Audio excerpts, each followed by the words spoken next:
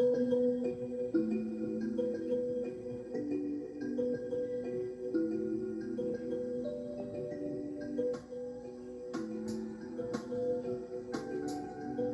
celebrity guest panelist that I picked is May Sestina Parsons. Binibini 3, turn around for your question. Magandang gabi, Binibini. This is my question for you.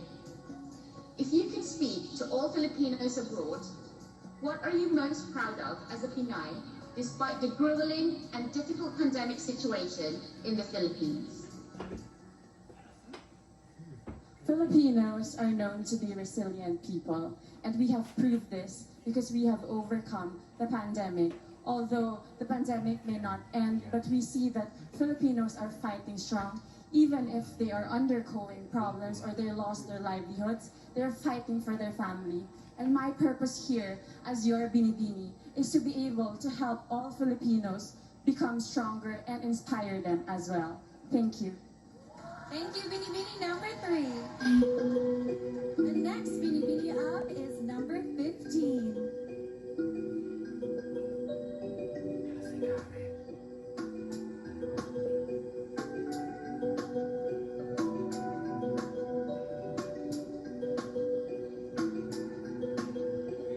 Celebrity guest panelist, Mr. Boy Abunda. Kindly turn back to the screen to see your question.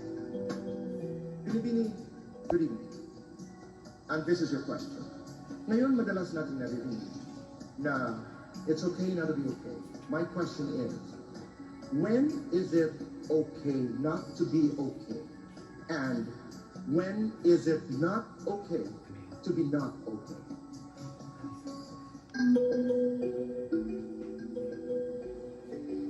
You know, sometimes it's hard to move on, especially that if we lost our loved ones, when we're depressed, when we have anxiety, but most of all, when we want to move forward in life.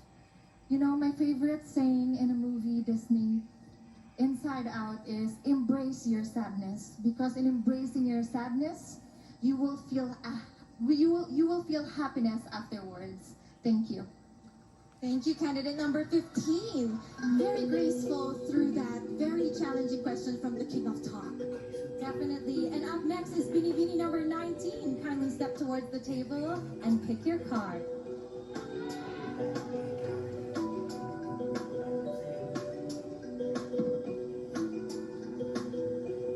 My judge is Miss Maria Garcia.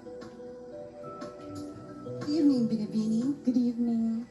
My question is, in what ways can a female public servant or politician can be more effective than a male politician? Well, I really understand that all of us are doing our best to give the best service to everyone. And I can say that men servants are very strong when it comes to making decisions. And with women, they are very passionate when it comes to the things that they are doing, and they're very sensitive with the feeling of the other people, and that's what makes women servants different from men. Thank you, candidate number 19. Up next for our question in A round is Binibini 24.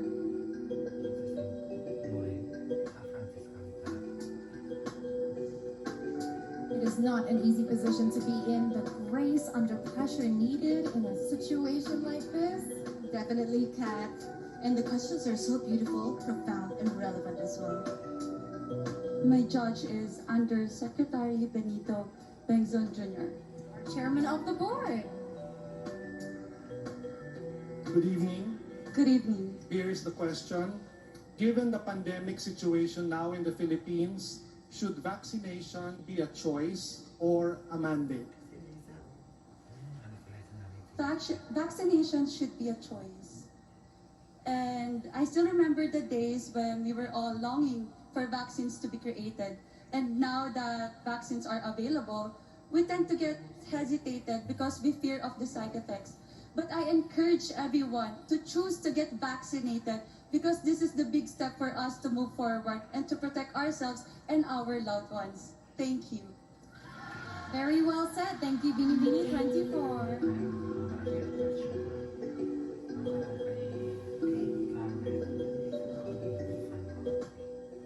Next up, we have our Binibini in the flaming red-orange dress, Graciela Liman.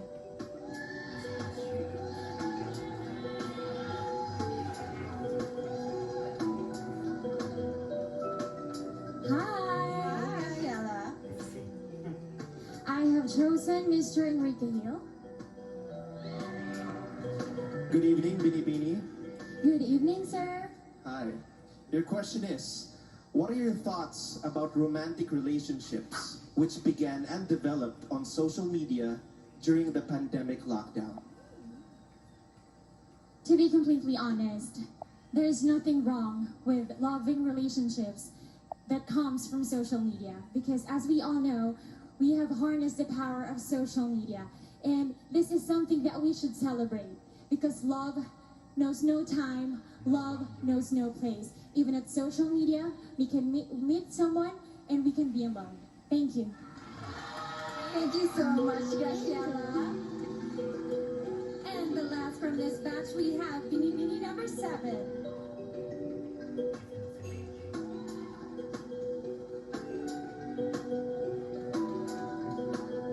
Good luck. I have chosen Miss Kylie Versosa. Hello, Meiji. Hi, Miss Kylie. Hello. My question is, these days, beauty queens are also considered as beauty athletes with all the training we undergo.